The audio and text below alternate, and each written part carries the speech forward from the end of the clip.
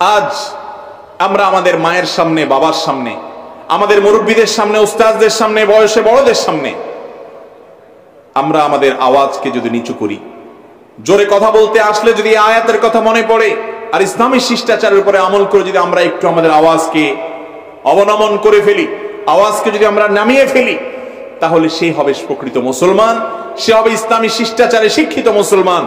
আর এই শিষ্টাচার পরিবার থেকে শেখাতে হয়। বাবা মা শেখাবেন সন্তানকে, বাবা মা তার বাবা মার সাথে আচরণ করবেন, সন্তান দেখে শিখবে, সন্তান আবার সেটাকে প্রয়োগ করবে, তার সন্তানরা শিখবে। এভাবে বংশানুক্রমিক ভাবে এই শিক্ষার ধারা মুসলমানদের ঘরে ঘরে যাবে, মুসলমান সমাজে সেটা শোভা পাবে। কিন্তু আজ সেগুলো আমাদের থেকে হারিয়ে গেছে। মুহতারাম হাজরিন, আল্লাহ রাব্বুল আলামিন কোরআনে কারীমে আরো বলেছেন ইহুদীদের সম্পর্কে বলতে গিয়ে, ইয়া আইয়ুহাল্লাযীনা আমানু লা তাকুলু রাঈনা ওয়া কুলু উনজুরনা। নবী করিম সাল্লাল্লাহু আলাইহি সাল্লাম সম্পর্কে কিছু লোক বলতো রাঈনা, অর্থাৎ হে রাসূল আমাদের দিকে খেয়াল করে একটু আস্তে আস্তে বলেন আমরা যাতে ধরতে পারি। রাঈনা এই শব্দটার একটা খারাপ অর্থ হলো যে আপনি আমাদের রাখালি করছেন, অতএব রাখাল যেরকম তার দায়িত্বে তার অধীনে থাকা পশুগুলা বা তার অধীনে থাকা যারা আছে সেই পালের দিকে খেয়াল করে আপনি আমার দিকে খেয়াল করেন। মানে রাসূল আকরাম সাল্লাল্লাহু আলাইহি সাল্লামকে এখানে রাঈর পর্যায়ে রাখার একটা অর্থ এখানে হতে পারে, সেজন্য রাঈনা শব্দটা বলা আল্লাহ পছন্দ করেননি। শব্দ প্রয়োগ একজন সিনিয়রের সাথে আপনি কিভাবে করবেন, আল্লাহ রাসূল সাল্লাল্লাহু আলাইহি সাল্লামের সাথে যে আদব, সেখান থেকে শিক্ষা নিয়ে আমাদের সিনিয়রদের সাথে সেটার উপর আমল করতে হবে যে আমরা কিভাবে কথা বলবো, শব্দটা কি হবে। আজ আমরা আমাদের মা বাবার সাথে, আমাদের সিনিয়রদের সাথে কথা বলার সময় কোন শব্দ বলছি, কোন শব্দটা তাদের শানে যায় কি না যায়, এই বিবেচনা বোধ তো আজ আমাদের কল্পনায়ও আসে না। অথচ এগুলো ছাড়া কেউ কখনো ভালো মুসলমান হতে পারে না। আমরা শুধু অনেকে মনে করি ইসলাম শুধুমাত্র সালাত সিয়াম, ইসলাম শুধুমাত্র হজ যাকাত, ইসলাম শুধুমাত্র এই যে কোরআন হাদিসের কথা বলা শোনা জ্ঞান অর্জন করা, এগুলোই শুধু ইসলাম। এগুলোতে ইসলামের মূল এবং বেসিক, এতে কোনো সন্দেহ নেই। কিন্তু এর প্রত্যেকটির যে আদব এবং শিষ্টাচার ইসলাম শিখে দিয়েছে, সেই শিক্ষাটা ধারণ করাটাও ইসলাম। এবং সেটা যদি না থাকে, কোন কোন ক্ষেত্রে মৌলিক ইবাদত পর্যন্ত পরিপূর্ণভাবে নষ্ট হতে পারে, অহেতুক হতে পারে, অর্থহীন হয়ে যেতে পারে যদি শিষ্টাচার না থাকে। মুহতারাম হাজরিন, আল্লাহ রাব্বুল আলামিন বলছেন যে তোমরা রাঈনা বলবে না। রাঈনা শব্দের ভালো অর্থ করা যায়, হে রাসূল আমাদের রিআয়াত করেন, আমাদের দিকে লক্ষ্য করেন, একটু আস্তে আস্তে বলেন, এটাও নেওয়া যায়। কিন্তু এটার যেহেতু একটা বাজে অর্থ হতে পারে, সেজন্য আল্লাহ বলছেন এভাবে বলো না। তাহলে কি বলবে? ওয়াকুল উনজুরনা, ওয়াকুল উনজুরনা, তোমরা বলো হে রাসূল আমাদের জন্য একটু অপেক্ষা করুন। শব্দটা উনজুরনা বলো, রাঈনা বলো না। এর মাধ্যমে রাসূলের সাথে কথা বলার সময় শব্দ চয়নে সচেতনতা শিক্ষা ইসলাম আমাদেরকে দিয়েছে। আমরা সেই তো জাতি, যেই জাতিকে 1450 বছর আগে কোন শব্দ সিনিয়রদের জন্য ব্যবহার করা যাবে আর কোনটা যাবে না, কোনটা ভদ্রতা, কোনটা অভদ্রতা, কোনটা শিষ্টাচার, কোনটা শিষ্টাচার বহির্ভূত, সেই শিক্ষা দিয়েছে। আমরা তো তাদের সন্তান, আমরা তো সেই জাতি। আজ আমাদের মাঝে কেন ভদ্রতা, কেন আদব, কেন ম্যানার্স থাকবে না, কেন আখলাক থাকবে না, কেন আখলাকের আকাল চলবে, কেন আমরা ইসলাম প্রচারের নামে সোশ্যাল মিডিয়াতে বেয়াদবি করব, শিষ্টাচার বহির্ভূত কাজ করব। যে ব্যক্তি নিজে তালেবুল ইলম, নিজে শিক্ষার্থী, হয়তো কোরআন হাদিস 2-4টা জেনেছি শিখেছি, অথবা সামান্য মাদ্রাসায় 2-4 কলম পড়েছি, সিনিয়র একজন আলেমে দ্বীন, হয়তো তার কোনো একটা ত্রুটি হয়েছে অথবা ব্যাখ্যা সাপেক্ষ কোনো কিছু পাওয়া গেছে, এবার তার ব্যাপারে আমি যখন কলম ধরছি, তার ব্যাপারে আমি যখন কথা বলছি, তখন আমার মুখ দিয়ে কি শব্দ বের হচ্ছে, তাকে আমি কিভাবে মূল্যায়ন করছি, কোন শব্দ দিয়ে তার সম্পর্কে আমি মন্তব্য করতে যাচ্ছি, সেই বিবেচনা বোধ আজ আমাদের মুসলমান, তো সাধারণ মুসলমান তো দূরের কথা, প্র্যাকটিসিং মুসলমান যারা নিজেদেরকে আমরা দায়ী বলছি, যারা নিজেদেরকে আমরা ইসলাম প্রচারক বলছি, তাদের মুখ দিয়ে কি বের হচ্ছে সেই বিবেচনাটুকু পর্যন্ত আমাদের মাথায় থাকে। অথচ ইসলাম আমাদেরকে আদব শিক্ষা দিয়েছে। আমরা আদব শেখার জাতি, আমরা সেই জাতি যে তার জাতিকে আল্লাহ রাব্বুল আলামিন শব্দ চয়নের সতর্কতা, কোরআনের মতো পাইকারি কিতাব যেখানে খুচরা কথা বলার সময় নেই, খুচরা কথা বলার সুযোগ নেই, অনেক মৌলিক কথা সেখানে বলতে হবে, সেই জায়গায় আল্লাহ রাব্বুল আলামিন আদব এভাবে ধরে ধরে খুঁটে খুঁটে একটা একটা করে শিক্ষা দিয়েছেন। অতএব আমরা কখনো বেয়াদবি করতে পারি না, আমরা কারো ভুল ধরতে গিয়ে বেয়াদবি করতে পারি না, আমরা কারোর সাথে মতপার্থক্য করতে গিয়ে বেয়াদবি করতে পারি না। আমাদের শব্দ চয়ন হবে সর্বোচ্চ সম্মানজনক ভাবে, বিশেষ করে বয়সে বড়, এলেমে বড়, সিনিয়র, ওস্তাদ, বাবা মা এবং আমাদের যারা যেই লেভেলে উপরে আছেন, এমনকি সমপর্যায়ের আছেন, তাদের প্রতি শ্রদ্ধা প্রদর্শনে মুসলমানের মধ্যে কোনো ঘাটতি, ত্রুটি, কমতি থাকতে পারে না। আল্লাহ তাআলা আমাদের সবাইকে সর্বোচ্চ ভদ্রতা এবং আদবের যে গুণ সেটা ধারণ করার তৌফিক দান করুন, আমিন। মোহতারাম হাজরিন, আল্লাহ রাব্বুল আলামিন আরো শেখাচ্ছেন, দেখেন রাসূলের প্রতি আদব কি হবে। লা তাজআলু দুআ আর-রাসূল বাইনাকুম কাদুআই বা'দিকুম বা'দা, তোমরা একে অন্যকে যেরকম নাম ধরে ডেকে ফেলো, ডাকো, রাসূলকে সেভাবে ডাকবে না। রাসূলকে ডাকতে গিয়ে হে আল্লাহর রাসূল বলে ডাকবে, হে আল্লাহর নবী বলে ডাকবে, সম্মানজনক ভাবে ডাকবে, নাম ধরে ডাকবে না।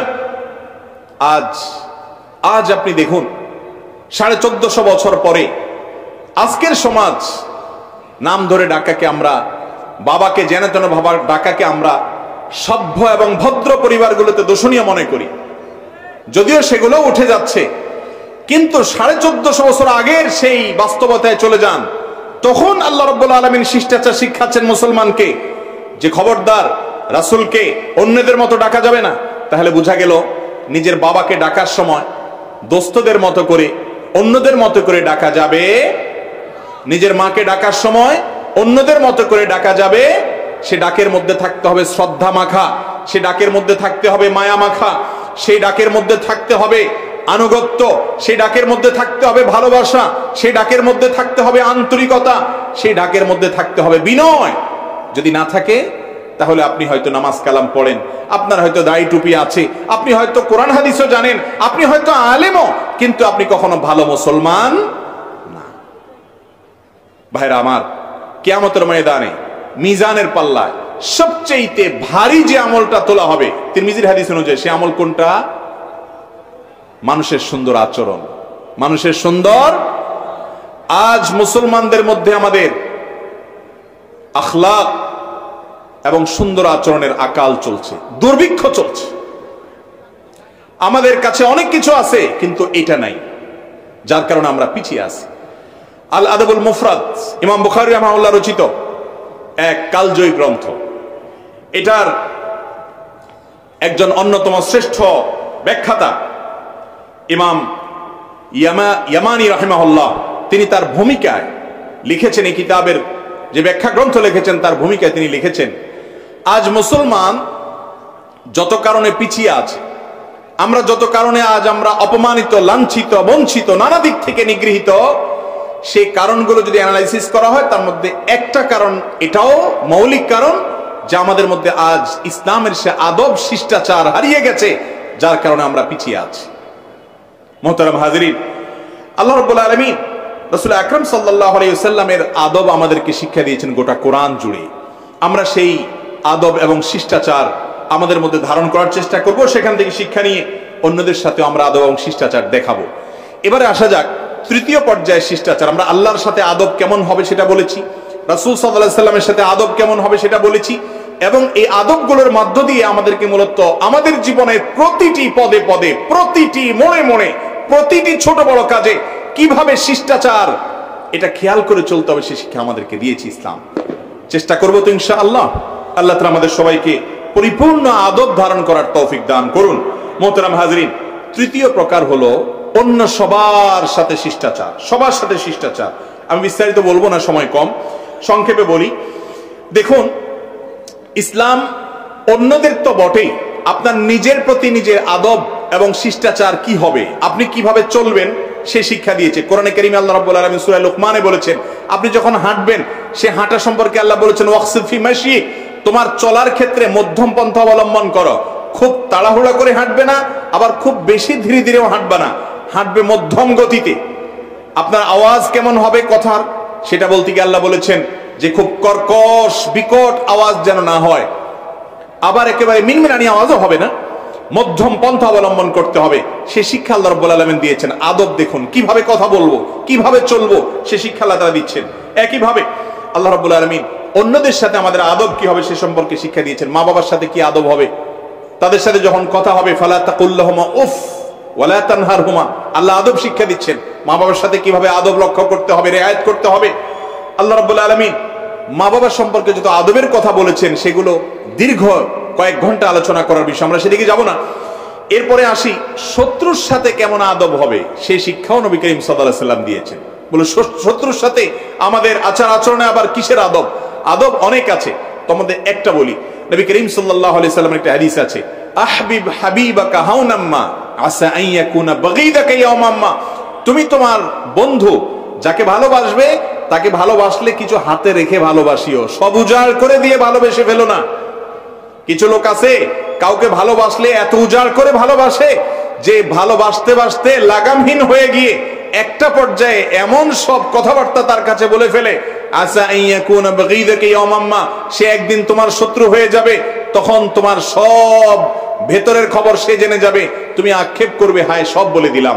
এই জন্য বন্ধুতার মাত্রা জ্ঞান আল্লাহ তাআলা শিক্ষা দিয়েছেন। আদব বন্ধুতার ক্ষেত্রে মাত্রা জ্ঞান কি থাকবে, একইভাবে শত্রুতার কথা বলতে গিয়েও বলেছেন, ও আবগিদ বাগীদাকা হাউনাম্মা, তোমার যার সাথে শত্রুতা আছে, মনোমালিন্য আছে, দূরত্ব আছে, মনে কষ্ট আছে, তার সাথে শত্রুতা করলেও একেবারে মাজায় গামছা বেঁধে লেগে যেও না, বরং হাতে রেখে বলো, পরিমিত ভাবে করো, পরিমিতি জ্ঞান রেখো।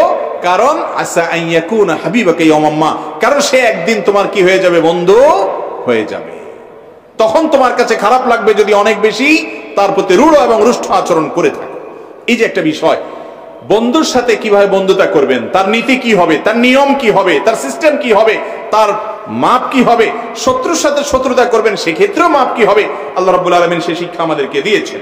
ঠিক একইভাবে একজন ভিন্ন পথের মানুষ, এই পয়েন্টটা আমাদের সবচেয়ে বেশি জানা দরকার। এই পয়েন্টটার উপরেই অন্তত ঘন্টাখানেক আলোচনা হওয়া দরকার। যার সাথে আপনার ভিন্ন মত আছে, কোন একটা মাসআলাতে, একাধিক মাসআলাতে, কোন হাদিসের ব্যাখ্যাতে, কোন আয়াতের ব্যাখ্যাতে, ইসলামের কোন একটা কনসেপ্ট বিষয়ে আপনার সাথে কারোর ভিন্ন মত আছে, আপনি তার সাথে কেমন আচরণ করবেন? এই বিরোধিতাটার ক্ষেত্রে আদব কি হবে, বিরোধিতার ক্ষেত্রে ম্যানার্স কি হবে, নিয়ম কি হবে, সিস্টেম কি হবে, সেই শিক্ষাও কোরআন এবং হাদিস আমাদেরকে